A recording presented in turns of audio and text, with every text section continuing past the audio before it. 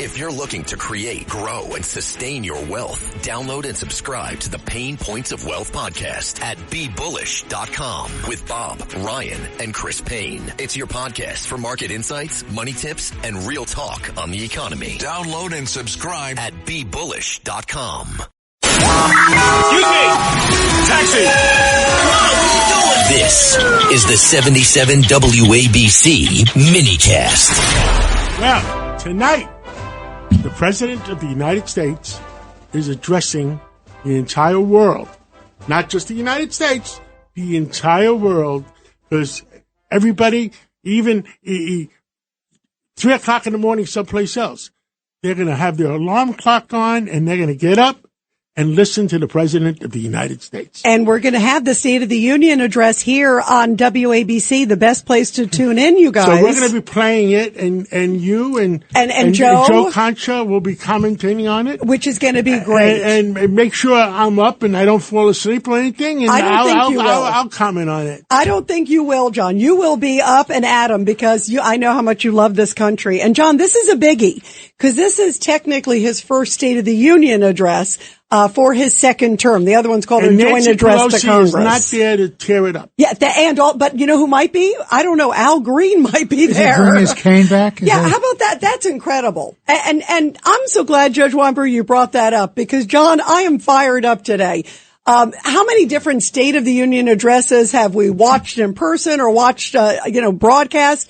And here we are at this moment, and now there's over 50 Democrats, John, that aren't even coming. That many? There are that many, probably more. What we should do is by tomorrow, let's get a list of the Democrats that didn't come, and let's take a page in the New York Post and the California Post and put their names on it. I love that. Because you know what? To me, it's un-American. And you know who's a voice of reason? Let them do whatever they want.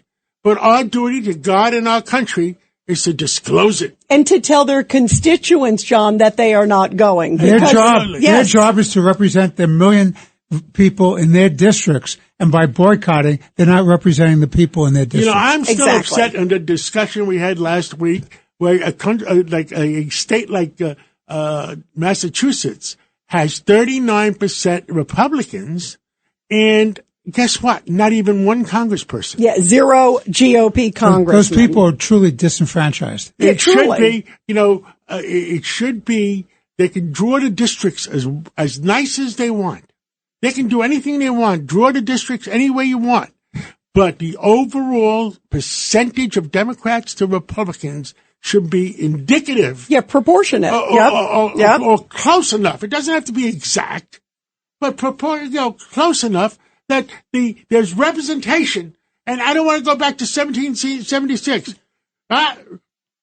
Well, what did they say? No taxation without representation. Without representation. Yes, I've heard that line before. But it's a good point. I heard it in kindergarten about 50 years ago. Yeah, but John, it is a good point because you can't, to me, and I'll use the phrase un-American. How can 39% of the people in Massachusetts have 0 congresspeople? Because you know why, John? And I'm just going to say it. They don't care about the representation. They care about their political power.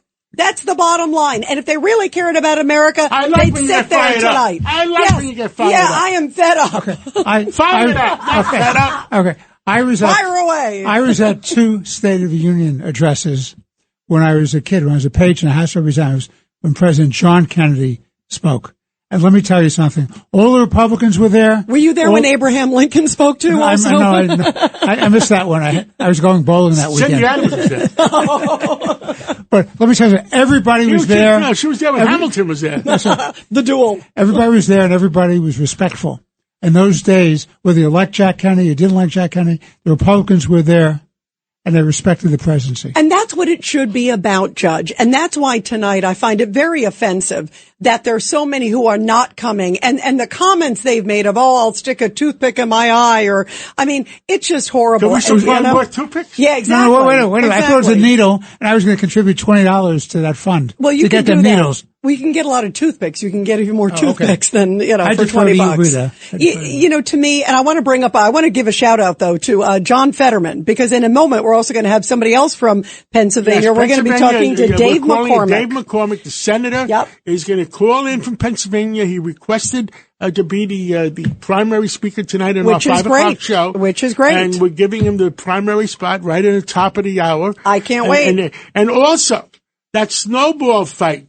And everybody calls Wait a minute, not a fight. No, that's, wait a minute, say it slowly. Yes. Everybody says a snowball fight with the police officers. And I heard Dominic Carter yesterday. A couple hours ago. You know what Dominic Carter says? He says, how come all the people throwing the snowballs were black and all the police officers that were not throwing any snowballs, it's not a fight, Right. were white? Right. Well, that's another point. Good for So Dom. why is That's the mayor another calling it a point. snowball fight? Well, Dominic, exactly. I was It's an listening to attack. you. It's an attack. It's not a fight. It's totally disrespectful. A fight is a two-way thing. It's totally it wasn't disrespectful. two We're ways. going to have on We're to gonna talk have, about it. We're going to have Scott Monroe about it. And he's with the Detectives Endowment Association because they are furious. And by the way, They're not as heck, we can't take it anymore. they can't take it. And Jessica Tisch. I heard that someplace. I've What heard movie was that? Where was that movie? What was that? I can't take it. Network. Network. Oh, Network. yes. Oh, yeah. I should I'm know not that. as heck, and Yeah. we can't take it anymore. I can't take it. But what I will my say, recommendation, go ahead. My recommendation to President Trump, Go ahead. I have a dream. Yep. A drug-free America.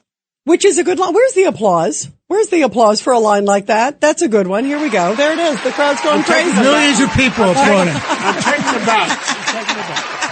This is the Cats and the TD's State of the Union address. There you go. I love have it. a dream. By the way, it's a good line. It's a great line. It's a great line. And let's you know see. why? I think 80% of the people feel that way in America. Yeah, they're Could you inspiring. imagine having a drug-free America and you don't have to worry about your kids getting hooked on that crap? Boy. Well, and also, John, based on what's happening in Mexico, even more reason. By the way, speaking of I Have a Dream, let's play a little Olympic music. What was that? That was a bad hit. Moving the into trophy, it. The trophy has a wrong finger. Yeah, There it is. there it is. The Olympics. So here's the dream, and I love this. First of all, I have a dream that tonight, during the State of the Union, the American hockey team will hopefully get a standing ovation and everybody chants together USA. That's and my the women's dream. hockey team is not going to get a standing ovation. Because they're not going. Because they're not going to be there. They're not So going. nobody's going to stand up for the women's national, the hockey team. Well, I'm glad the guys are going. Every week, the Payne family cuts straight to the real financial story. The one question, Bob, everyone's asking is, are we in an artificial intelligence bubble? You've been through boom and bust. What do you think? No hype, no myths. Just what actually matters to your money. Does feel very similar to what we experienced in the 90s. Where are we, though? Are we in 1995, 1997, 1999? Listen to the Pain Points of Wealth on the Red Apple Podcast Network.